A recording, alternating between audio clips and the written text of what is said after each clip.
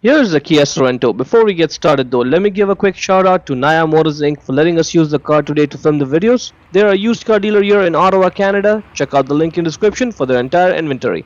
Now the bulb is right over there. The way to access it, first you open up the hatch and there's no way to access it from inside. We have to get the light out. And the light is held in place by those two screws right over there, and you'll need a Phillips head screwdriver to get the screws out. Let's go ahead and start twisting it left and get the screws out. Keep them somewhere safe. Do not lose them.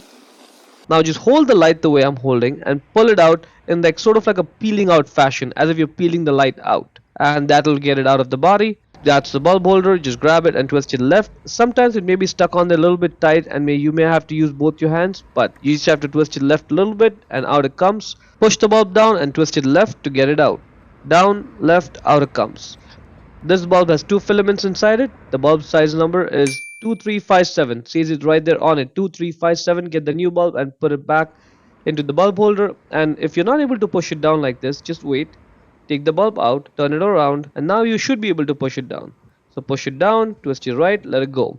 When you put the bulb holder back in the light, you gotta match this big tab with a big slot over there. So that way when you put it back in, it just drops right in like this.